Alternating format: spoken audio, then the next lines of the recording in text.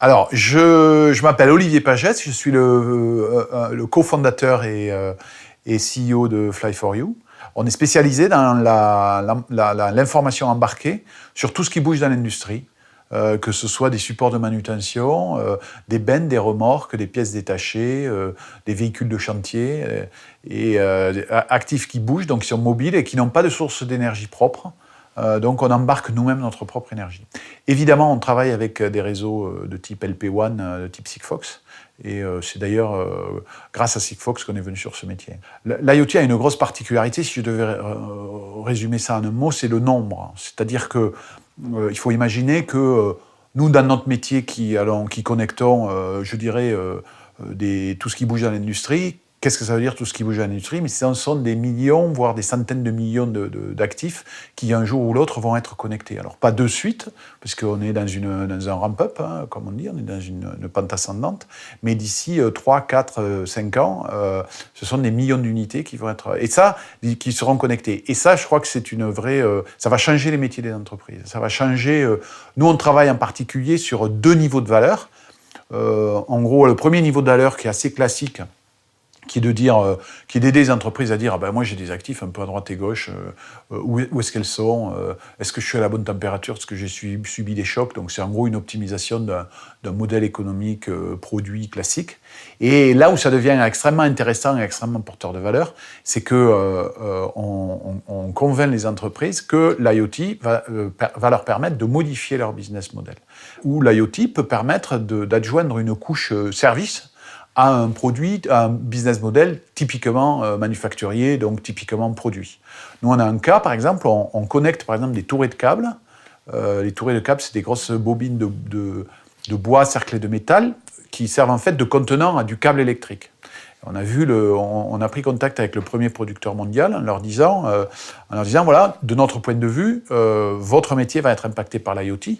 Et pour faire une histoire courte, une histoire longue assez courte, en fait, ils ont été convaincus au point qu'aujourd'hui, ils sont en train de déployer un service complet de tourées connectées, c'est-à-dire qu'on met un petit device sur leur tourée, qui leur permet non seulement de tracer le touré, de dire il est à tel endroit, sur tel chantier, mais aussi de pouvoir tracer la commande qui est sur le touré. Ce qui veut dire qu'il y a un développement, la création d'un nouveau service par Nexans, au profit de leurs clients, monétisable par Nexans, au profit du client, donc facturable, parce qu'il s'avère que l'information embarquée du type je peux dire si ma commande est partie de l'usine, si elle est dans le camion, si elle est arrivée sur le bon chantier, si elle bouge la nuit, s'il reste du câble, s'il y a du résiduel, s'il n'y a pas de résiduel, etc.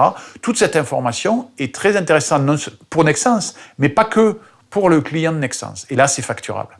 Et là, ça va impacter énormément les entreprises. Ça veut dire que tous les manufacturiers, à terme, auront une couche service. Alors, les choix que nous faisons, les solutions que l'on offre sont des solutions qui sont multifonctions et multi-techno. On peut faire cohabiter du GPS avec du Bluetooth, avec un capteur de température, avec du NFC, demain avec du Wi-Fi, voilà. Et ça, tout ça pour être au plus près du besoin client.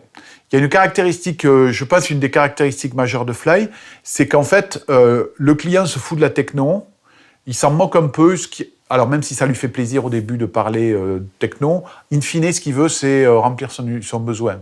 Dans notre métier, dès le moment où on parle de géologue indoor ou outdoor, c'est clair que il ne faut pas que ça se limite à où est mon actif, parce le ROI peut être un peu compliqué à trouver, c'est-à-dire en gros, je vais câbler 100% de mes actifs pour éviter d'en perdre 3. Donc là, on peut effectivement avoir une difficulté à trouver un bon ROI derrière un investissement de ce type.